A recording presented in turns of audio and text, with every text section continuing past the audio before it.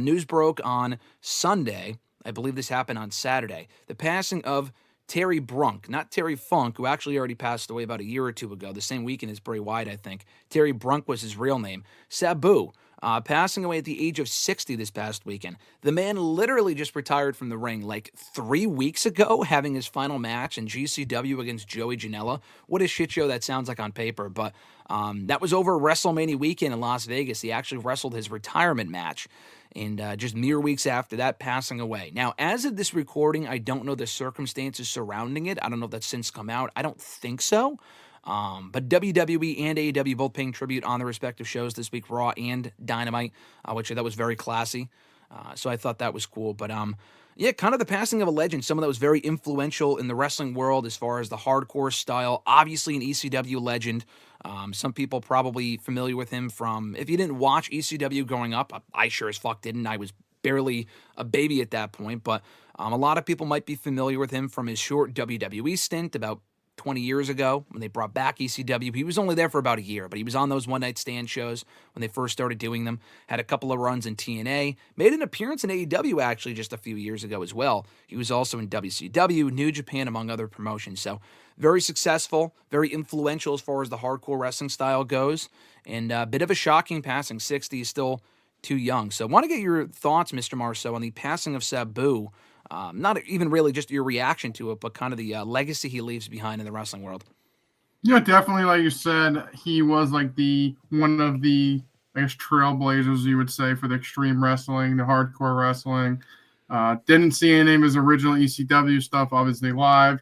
I've seen the clips of the flying chair and springboards and barbed wire and all that stuff. So I definitely know of him. And then obviously his brief run when they redid the ECW in WWE in the mid-2000s. Obviously, I was a fan at the time, so I saw all that stuff. He did make a few brief appearances. I saw, like I said, the AEW one. I think it was like him and Jericho. It was like terrible. I don't remember it being good, but do remember that briefly. But yeah, definitely 60 years old. I mean, nowadays that's definitely too young. I mean, most people, I think it's like mid-70s is like average life expectancy, but don't know exactly what the case was, but definitely sad to see him go. It's definitely too soon. Yeah, I mean, there's been a lot of ECW originals that have passed. It kind of feels like a majority of the people that were on that roster back in the day are no longer with us anymore. Like, we know, like, the Eddie Guerreros and the Benoits and people like that are no longer around. But, like, Balls Mahoney passed years ago. A lot of people, actually. I'd have to go through the ECW roster, but I feel like there's at least one a year that all dying way earlier than they should have. Terry Funk, actually, was the original ECW champion, and he passed about a year or two ago. He was on the older side. He wasn't like 60. I think he was like 70, maybe 80-something. So he lived for a while. But Sabu definitely on the younger side compared to the rest of them. But yeah, you mentioned his short WWE stint. So, I mean, someone asked me on hashtag the other day, like, my favorite Sabu match. I don't really have one. I mean, I watched his work in WWE, not as it happened, but after the fact. I saw some of his TNA stuff when they were doing fucking EV2 or whatever it was back in 2010 in TNA, that glorious faction/storyline, which wasn't great. He was obviously well past his prime even at that point, and that was when he was 45 years old. But I have seen a few different times, and I might have to go back and watch it, his match with Rey Mysterio for the World Heavyweight Championship on that one-night stand show. I don't know if that stands out to you, because I know you're a big Rey Mysterio fan, but do you have like a favorite Sabu match that you remember watching, or not so much? You mentioned in hashtag when I was watching it. I mean, that's the only match to me that comes to mind. Obviously, as a big Rey Mysterio fan at the time, that match 2006 ended in a no contest. Was kind of weird. They did like that, like a springboard DDT spot on the table, and it just I clearly didn't go right. But yeah, besides that, I don't have like another match that sticks out. I feel like he had a couple of matches with Big Show when Big Show was champion ECW. They were like pretty decent. Yeah, couldn't even. I mean, I just like see him like giving him the chair spot through like a table and like the steel steps sounds familiar. But besides that, the Mysterio one's the only match I could actually name off the top of my head that I remember. You know, it's funny you mentioned that. I think that match with Big Show, like, he had his biggest successes in WWE in the first few months he was there, between the Rey Mysterio match, which was for the World Heavyweight title, the one-night stand, the Big Show match, which we'll get back to in a moment. But he also faced, a lot of people point to this one, he faced fucking John Cena, if people remember that, for the WWE Championship at their Vengeance pay-per-view a couple weeks after One Night Stand, which is kind of surreal in retrospect. Obviously did not win. He was never going to win. But just the fact that match even happened is kind of crazy. I'd have to go back and watch that. But it's funny you mentioned the Big Show match because I think that happened at SummerSlam.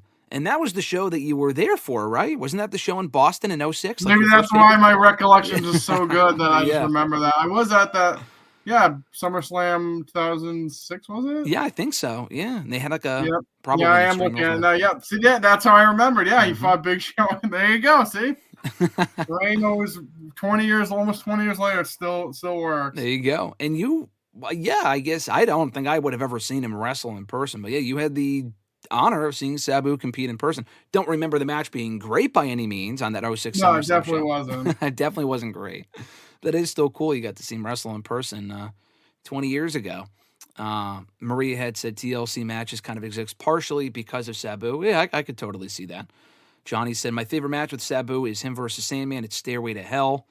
I went back and watched some ECW shows. They said this on hashtag the other day. So I've seen Sabu matches. Like when I went back and reviewed some of the old ECW shows, those shows, to me anywhere, were fucking terrible. So like I don't love that stuff. But just not my cup of tea.